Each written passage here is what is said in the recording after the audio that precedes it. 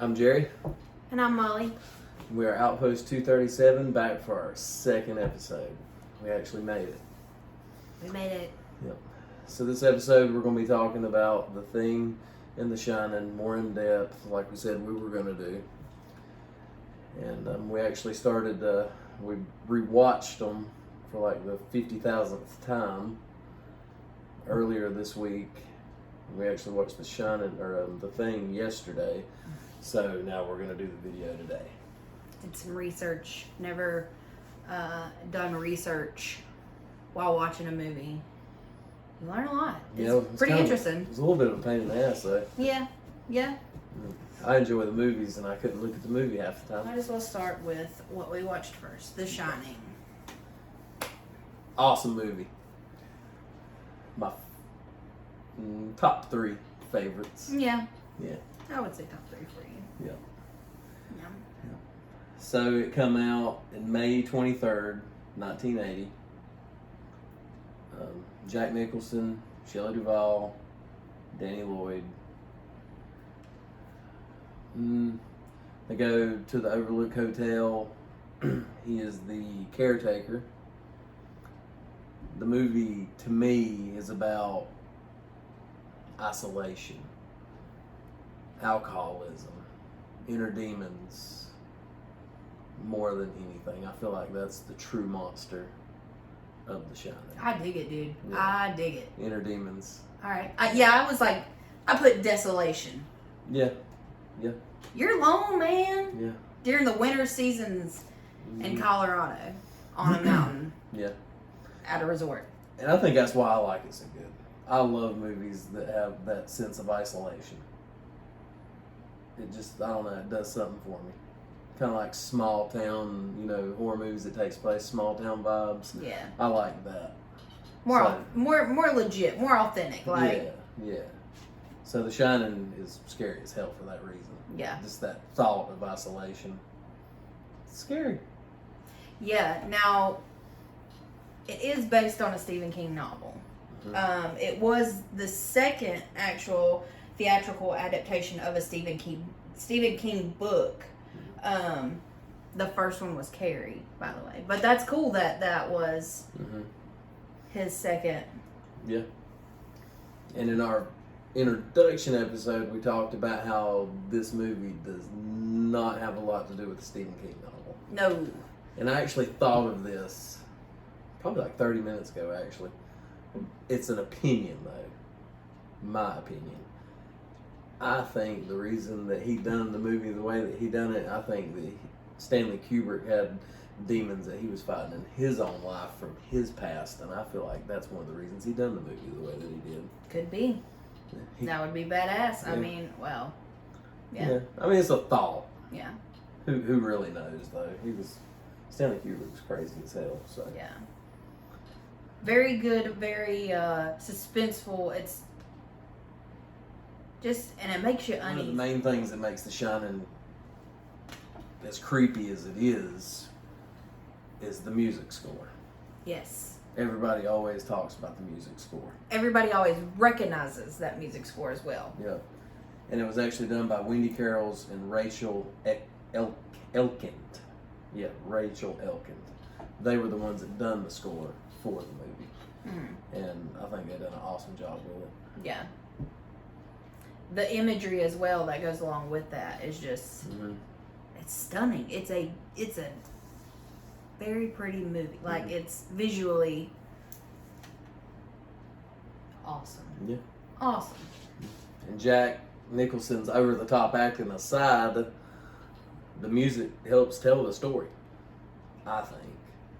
Very much so. And then one thing that we seen was how it was filmed helps tell the story.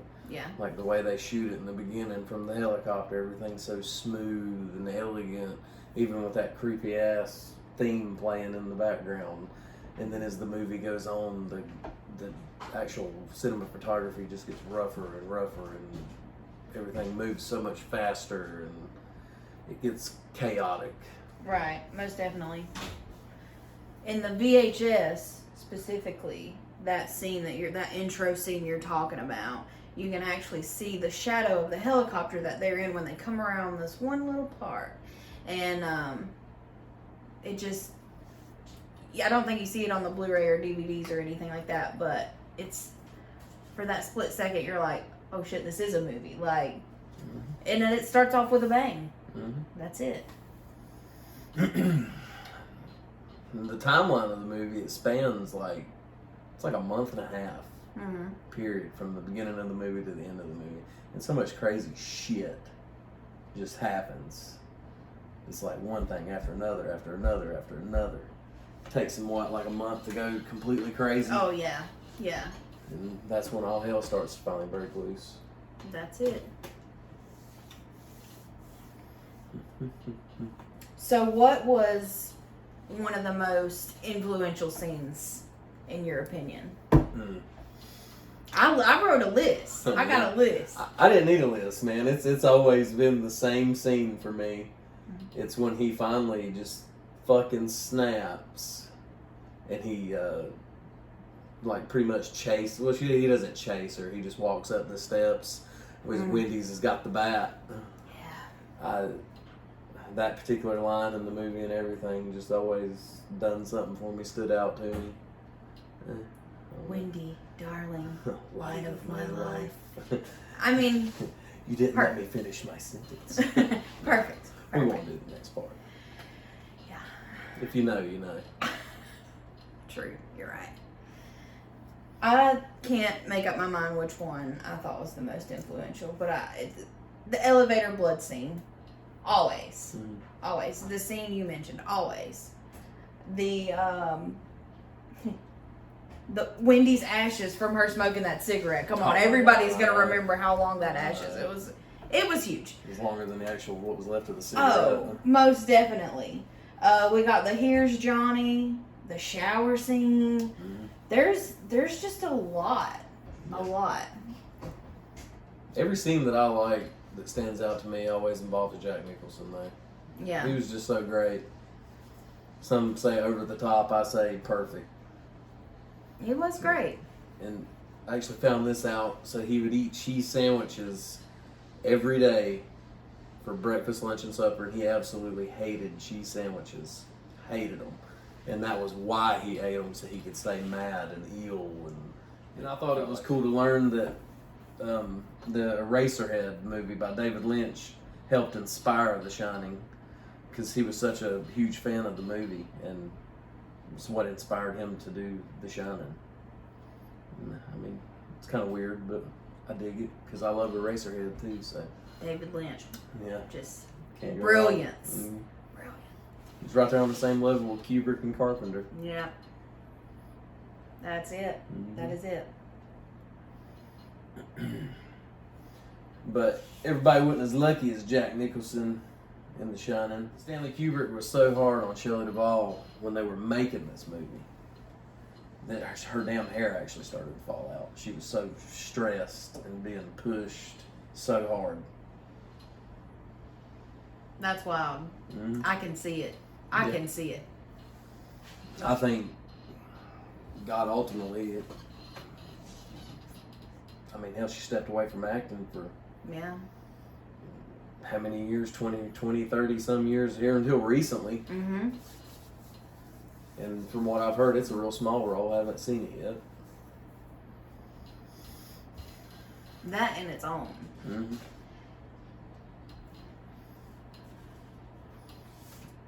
And Danny didn't even know that they were shooting a horror movie until they was almost done filming it. Right. Yeah. He never got... He's a child. Yeah.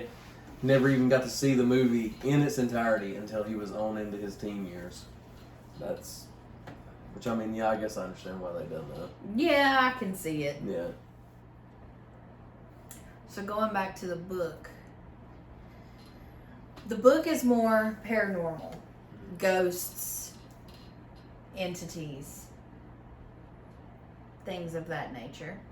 And the film is more emotional, like psychological. This is why I'm crazy. This is how that happened.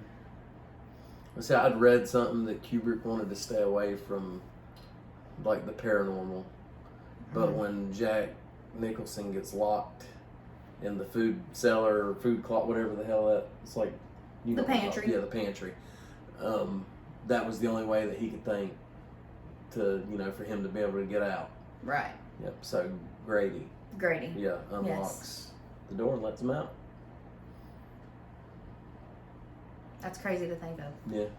And you don't really see anything of a ghost No. until like Lloyd at the bar. Well, minus the twins, Yeah. but that's Danny seeing it. Yeah, speaking of Danny, Tony. Red Rhyme. Yeah. Tony on his own. What do you think about Tony? I like what you said. Your comment that you made about it being more of a, almost like a possession. Almost like a possession. Yeah. I felt like it was just like the Shining talking to him. Right. I don't think it was actually supposed to be anybody or anything. I think it was something that he made up in his head to kind of help him cope with it. I can see that. I can totally see that. Yeah. Because I would assume at that age, if something like that was really happening, you probably wouldn't know how to Right. cope with it. You're right. Yeah, he's only, 6 in the movie? Yeah. Oh, definitely.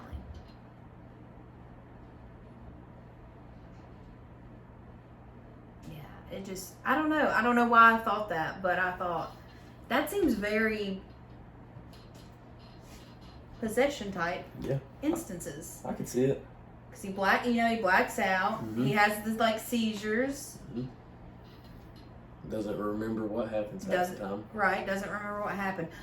I think I realized it this last time when I actually thought about it was because the first thing she asked him is, "What did you smell anything before you fainted or before you blacked out?" Yeah. And so for some reason, I guess where we're watching Supernatural too, Yeah. it's like that in the back of my mind, and it's Yeah. like sulfur, bitch. Yeah. Did you smell rotten eggs? Yeah. I- I could see it. I don't know. No, I really could. One of the things, which I didn't even know this until recent, was that he couldn't even keep the room number the same. Because in the book it's 217, and in the movie it's 237. But that was because of the actual Stanley Hotel wanted him to change the room number because they were afraid that nobody would want to stay in that room anymore. Right. So he changed it to 237, which at the Stanley, which the Overlook is based off of, the room 237 does not even exist. So, Smart move. yeah. Smart move. Yeah. I mean, small things like that. Yeah. So the ending. Mhm. Ending. 2 complete different endings in the book and the novel. In the book and the movie. Excuse me. In the book and the movie. I personally like the book ending better. Dick Halloran survives. Mhm. Oh yeah, spoiler alerts if you haven't seen it, by the way. Sorry. If you ain't seen it by now, you ain't gonna see it. Sorry. But in the movie, he dies. Mhm. He gets cold-hearted stabbed Yeah, by an axe. by an axe. I felt it necessary in the movie. So, I mean, somebody needed to die. And it just so happened that it was him. Loved him. I did too. That scene of him when he's on vacation in Miami and it just backs up and it's just a naked woman on the wall. Mm-hmm. Yeah, it's And he's just funny. watching this little television like Yeah. he is on vacation, Mhm. my dude. That scene though, man, when it starts zooming in on his face when Danny's communicating with him, that part freaks me the hell out. Yeah. I don't know why. I guess it's just the look on his face. There's just something about it. Yeah. So I prefer the movie ending. You prefer the book ending. Which there was actually more than one ending shot for the movie. I know one of them, police, is supposed to be after Wendy and Danny leaves, escapes, that police are investigating the hedge maze looking for Jack Nicholson's body, and they can't find it. It's gone. that was one ending that they shot for it and decided not to use it. Interesting. Yeah, I'm kind of glad they went the route that they did. Yeah. And then they pan in on the picture Yeah. of the ball, and of course Jack Nicholson standing front and center of the picture when he definitely could not have been there. Yeah. Many theories as to why that is. I feel like it's the hotel has claimed another soul and it's in the picture.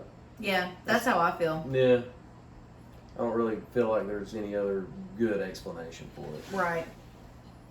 Yeah. And in the book, the Overlook Hotel burns down, don't it? Yes. Okay. It is a it's a fire. The furnace? The furnace, that's it. Yes. I haven't read it in a while, but I do believe Danny, Doesn't he start the fire? he lures Jack to the fire, I believe. Okay. Could be wrong. Sounds right.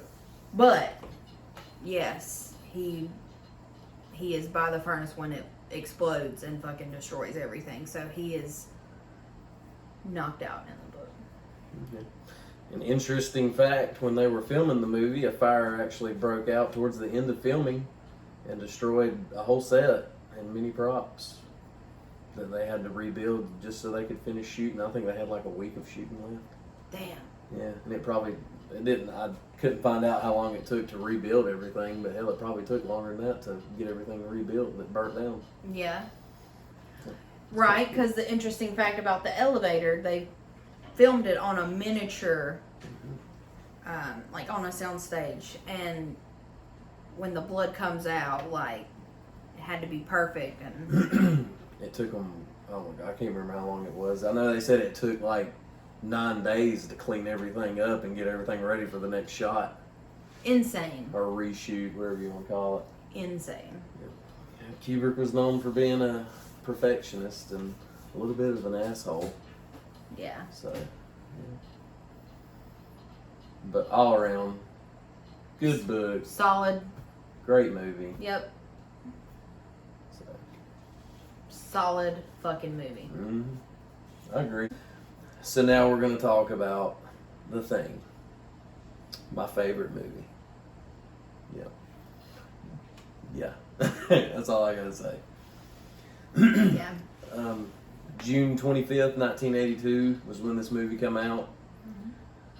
Wasn't received too well then because it had a lot of steep competition. That it did. Blade Runner, same night. Same premiere day. Yep, another great movie, my opinion.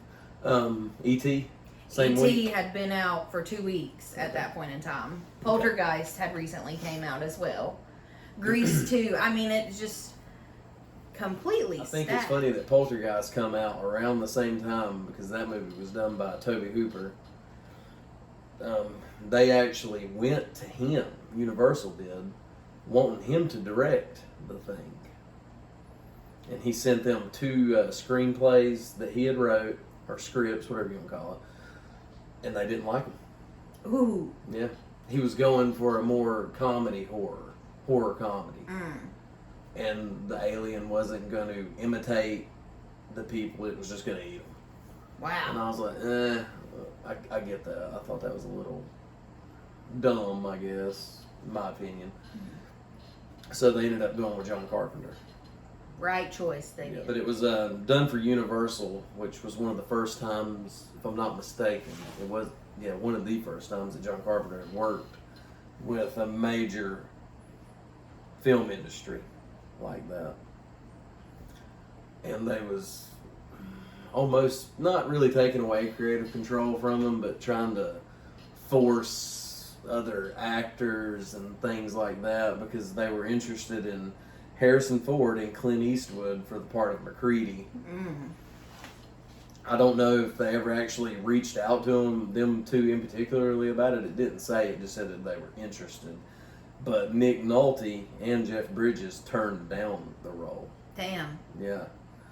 And John Carpenter had worked with Kurt Russell on Escape from New York prior to this movie.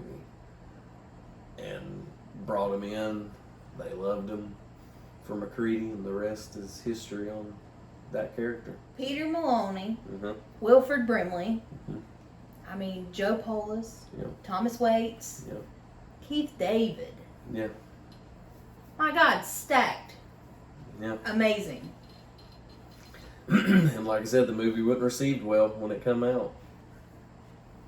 I don't think it had anything to do with that, though. I think it was just everything else that had come out that particular Yeah. time.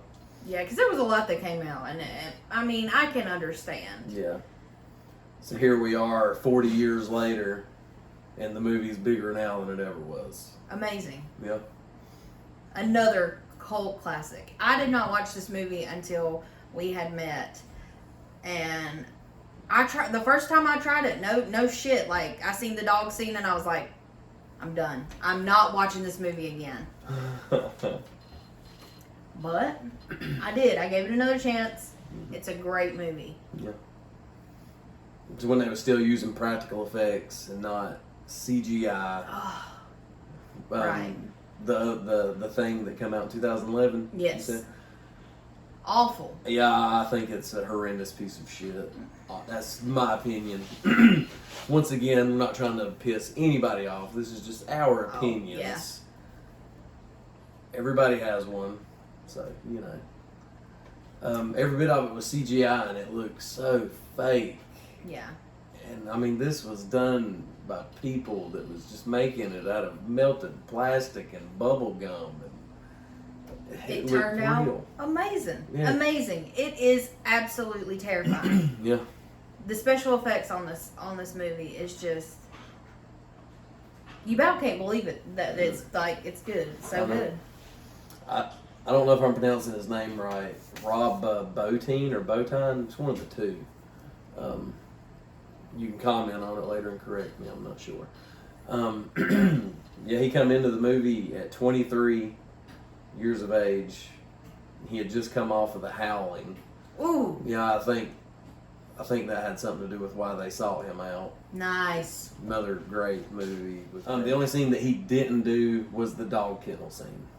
That was done by Stan Winston. Not 100% sure why. I don't know if it was something that happened before he come, or I know that he was hospitalized. Rob was, because of exhaustion. Oof. Yeah. I don't know if it happened during that or like I said, before he come on to the movie or whatever. But Yeah. and they said he actually suffered from nightmares from this movie, all the Oh. stuff that he was creating, and 100%. yeah. Guaranteed. A little backstory on the thing, if you haven't seen it. It's scientists in Antarctica, Outpost 31. It never really says if they're doing research or what exactly they're doing. I would assume so, since they had a scientist and doctor and Yeah, there's a scene where it shows the actual signage of where they're at, and it's like United States, I can't remember the next word, but it was like Institute number 4. So like I'm Okay. imagining it's like the opening science. scene of the movie. You see a husky running across no man's land, nothing around but snow and mountains, with a helicopter chasing it, shooting at the dog, which the dog ends up at Outpost 31 with all of our characters. The Norwegians are chasing the husky, shooting at it, and when they land at Outpost 31, they're still trying to get the dog. And if you can speak Norwegian, this is kind of cool, didn't know it until last night, but he actually yells at them, "Get the hell out of there. That's not a dog. It's some sort of thing. It's imitating a dog. It isn't real. Get away, you idiots." So it's kind of funny, because if you speak Norwegian, the whole movie's figured out Yep. from the very beginning. Done. Yep. But of course, we don't speak Norwegian, so they kill him. Needless to say, one thing after another keeps happening. Each character gets picked off one by one. It's just awesome, man. It's a story of paranoia more than anything, really. Most definitely. Yeah. Most definitely. Each character is dealing with it in their own way as well. Mhm. Like, it's just very interesting to see how they Yeah. work together through this. And at the end, you don't know. You just don't know. You don't know what in the hell happened. Mm-mm. I mean, it's so cliffhanger at the ending. Yeah. Beautiful. Yeah. Awesome. And all the characters deal with it in different ways, so it's almost like you have all these different stories unraveling, almost. And it just all kind of meets back at the middle at the end of what's left. Okay, just thought of it. It's like a sci-fi Clue. Somewhat. Yeah, I could see it. Yeah. Yeah, it's a That guessing mystery. It is a guessing game, and we'll never know the truth. game. No. The movie is based on a short novella Mm-hmm. from John W. Campbell Jr. Mm-hmm. What's his name? Yeah. It's called Who Goes There? Who Goes There. Yeah. Great story. I haven't read it yet, surprisingly. Yeah. I've read something you haven't read. Wow. Look at me. Look at you. Gold star. Yeah. I had to read it, though. Such a fan of the movie, I'd always wanted to read it. I mean, you remember I could not find a book that even had the story in it, and we finally did find it. Yeah, it took a while. Yeah. Yeah. I'm tickled. Who would you say is your favorite character in the thing? Ooh. That's a good one.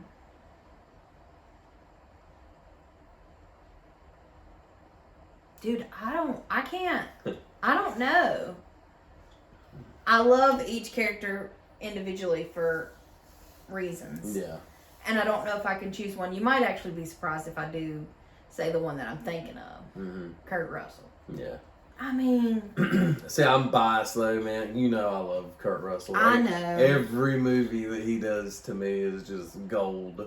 I know. Yeah. And they are, but I digress. Yeah. But besides him, I think I'd have to go with Windows. Thomas Waits. Yeah.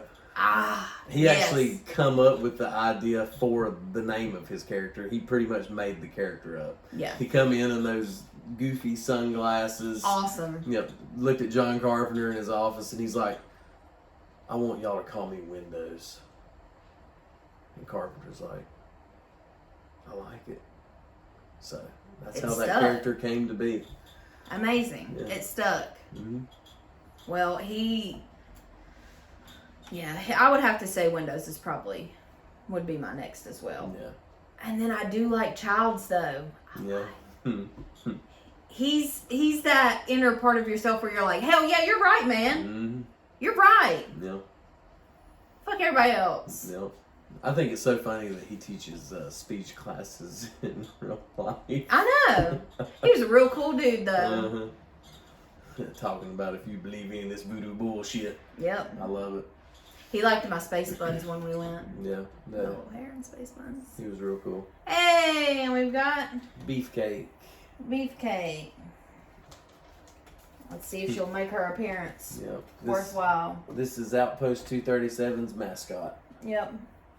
We're hoping she's just gonna lay down and fucking Beefy. chill. But no, the thing it was filmed. Part of it was filmed in Los Angeles on movie sets that they built. And in order for it to be cold and have the Antarctica appearance, they refrigerated the scenes. It was like, I think it said like 4 degrees Celsius. Jeez. Yeah. That's so, cool. So they would be able to see their breath and Right. then the other part of it was filmed in British Columbia. Okay. That's So- interesting. Yeah, I thought that was pretty cool because honestly, I had thought that the movie was actually filmed in Antarctica. It looks like it. Yeah, I mean it looks legit. It looks like it. Yeah, and a lot of people don't know this either, but The Thing is actually a remake. Yes. Yeah, it's from a 1951 movie called The Thing from Another Planet, Yes. which also a great movie. And it was kind of funny. It was almost similar. Because a lot of people never comments on this, but this movie has an all-male cast. Yes, it does. Mm-hmm. But there is one cameo from a voice of a woman. So the voice is Adrienne Barbeau on The Chess Wizard Mm-hmm. when Kurt Russell was sitting in the opening scenes, playing some chess out in Antarctica, man. Mm-hmm. Cheating bitch. Destroyed her. Yeah, but that's the only female that has anything to do with actually being in the movie. I think I add something to it though. Yeah. Because if you take away the female factor of it, none of the other characters in the movie have anything to lose. So. True. Yeah. I mean, that's the way I look at it. Yeah. That is true. So, I guess it was just where we watched these two so closely. There was a part where Childs is axing down the door. Yeah. Where McCready's hiding because he just snuck back in. Because Niles left him. And for some reason, I guess where we had watched these so closely together, I was like, damn, that reminds me of The Shining. Like, very similar. Yeah, I had never thought about it either. Yeah. And I've watched both of these movies. I don't even know how many times. But they never get old, so. Classics, man. Yeah. Classic.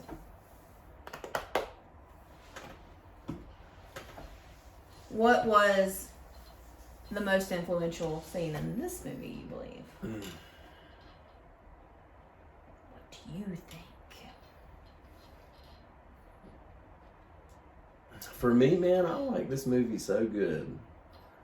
I can't really pick a scene from it. The whole movie itself was inspiration to me. Okay. I really can't. I cannot pick a scene from the movie. I guess if I was gonna have to pick a scene, it would obviously be the spider head walking away and you've got to be fucking kidding. Yeah. I would definitely go with that if I had to pick a scene from the movie. Spider crab. Damn right, man. Creepy as shit. Very creepy. So yeah, that's one in my book. I think where Bennings gets turned into the thing and runs outside and is down on his knees and has these weird. I know, man. Like these weird looking thing hands. Yeah. And he just opens his mouth and that noise. that look in his eyes and that noise coming out just gives me chills. Like. No, I can see it. That's very influential. And then, I mean, of course, the ending scene, you can't. Yeah, yeah, we talked about that a little bit last night, too. Yeah. I don't think it was intentional. Because, I mean, hearing Keith David say, when we sat in on that Q&A panel, he said that he doesn't know who was the thing, if anybody. He just knows that it sure as hell wasn't him. His exact words. But as we were watching it last night, we'd already talked about it, and I guess just seeing it again and it being fresh on the mind, when Kurt Russell and Keith David are sitting there talking, you can see the reflection of the fire in Kurt Russell's eyes. And you can see his breath coming out. But every time it shows Keith David, there's no reflection in his eyes. He could have been looking away from the fire. In his particular setting where he was at in that scene, it was a little darker. Yeah. So maybe you couldn't see the breath. And it sort of looked like there was something behind him. Yeah. Like maybe he was in an enclosure or just sitting on some rubble. Yeah. At that point. Because you're talking about Bennings, because when he does his famous... that noise, when he's turning into the thing, when he opens his mouth, fog does come out of his mouth. Yeah. So, or maybe it was because he wasn't fully turned yet. I don't know. Who knows? Who will know? And there's so many conspiracies, or not conspiracies, theories as to how the movie actually, was one of them the thing, was neither one of them the thing. Yeah. Right. If I was going to say it was anybody, I would say Keith David. Yeah. If I had to put in my opinion on it. Yeah. For some reason, there's a little part of me that's like, both of them are. Yeah. At this point in time, both of them are. And there's been rumors of a follow-up movie. It was 40 years later. I don't know. So maybe one day we'll find out. Yeah. But if John Carpenter isn't doing it, then I probably won't care to see it. What a man. Yeah. What a guy. So is there any other scenes in the thing that stick out to you? Beefy. Yeah, so the blood test scene always gets me. Like, everybody's got to cut their hand and make sure they're not the thing.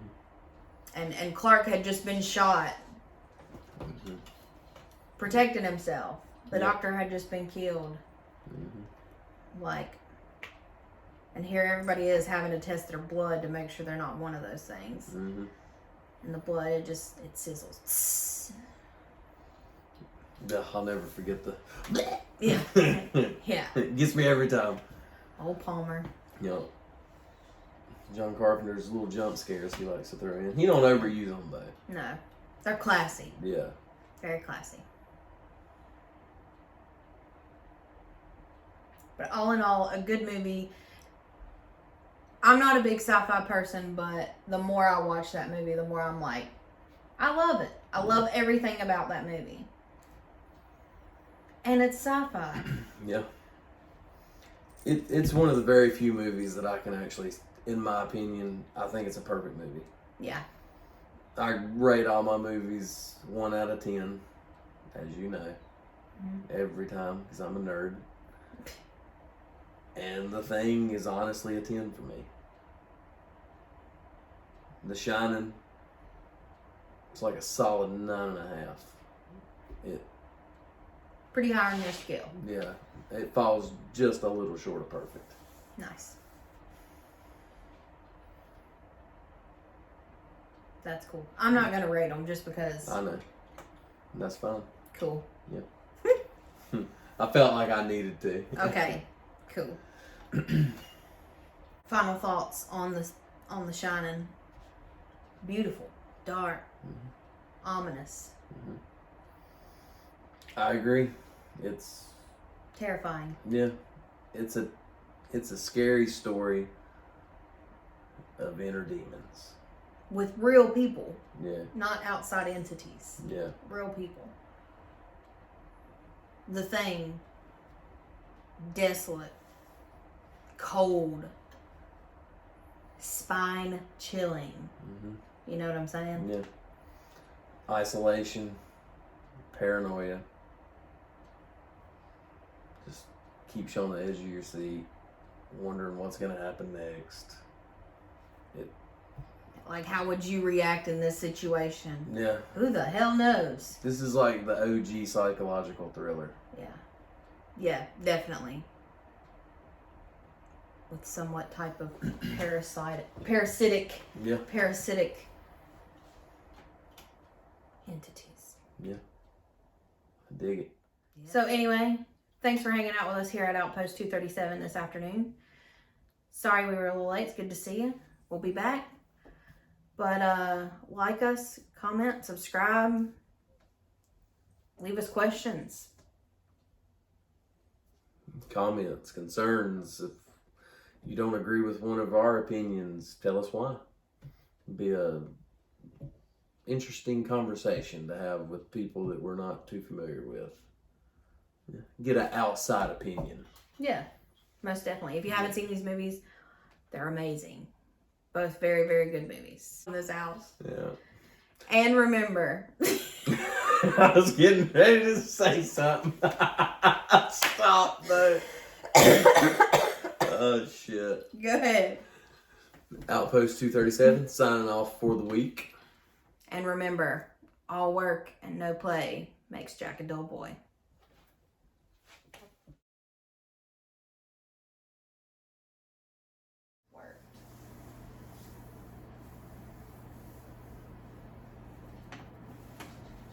There's a fucking fly, dude. And I thought it was cool to learn that They fucking got trying to shoot the dog actually says in Norwegian, so if you don't speak Norwegian, you won't understand it, but it says, get the hell out of there. That's not a dog. It's... Oh, shit. I can't read my handwriting. It's a thing.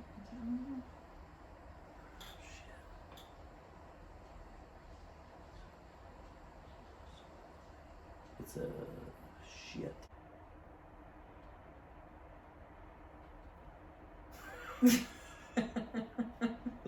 You got anything to add? Oh, I thought you was gonna do both of them and then me. Sorry.